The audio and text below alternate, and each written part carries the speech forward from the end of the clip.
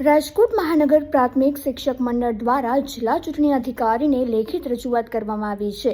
શહેરી વિસ્તારની 4 વિધાનસભામાં ફરજ બજાવતા 600થી વધુ શિક્ષકોએ એસઆઈઆર કામગીરીમાં અલગ અલગ સૂચનાઓ, દસ્તાવેજો અપલોડ કરવાની વિસંગતતા અને તાલીમના અભાવે પડતી મુશ્કેલીઓ વર્ણવી છે। ખાસ કરીને 65 વર્ષથી વધુ વયના મતદારોના પુરાવા મેળવવામાં પડતી તકલીફ અને હિયરિંગ પ્રક્રિયામાંથી મુક્તિ આપવાની માંગ કરાઈ છે।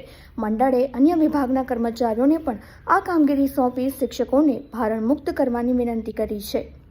ધવલ શેખલિયા અને આજે અમે લોકો રાજકોટ કલેક્ટર કચેરી ખાતે બીએલઓના પ્રશ્નો અને બીએલઓના કામની વિસંગતતાની વિરોધ કરવા માટે નહીં, પણ અમારી જે કામની વિસંગતતાઓ છે અને કામ કરવામાં જે જુદી જુદી સૂચનાઓ આવે છે એની રજૂઆત બાબતે અમે લોકો અહીંયા આવીએ છીએ। રજૂઆત એવી છે કે એસઆઈઆરની ખૂબ મહત્ત્વની કામગીરી છે અને એ કામગીરીમાં દરેક શિક્ષકોએ, દરેક કર્મચારીઓએ ખૂબ સારી રીતે ફરજો બજાવી છે વખતો વખત સૂચના આવે પ્રમાણે।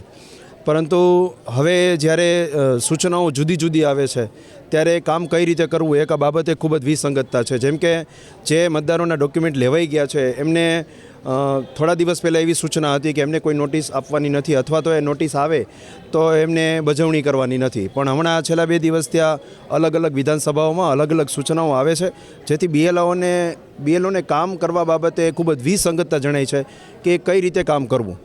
દરરોજ નવી નવી સૂચનાઓ બાબતે આવે છે। સાથે સાથે બીએલઓની એ પણ રજૂઆત છે કે કોઈ પણ કામગીરી આપવામાં આવે તો એનું એકી સાથે સૂચના આપવામાં આવે, જેથી કામ એકી સાથે થાય।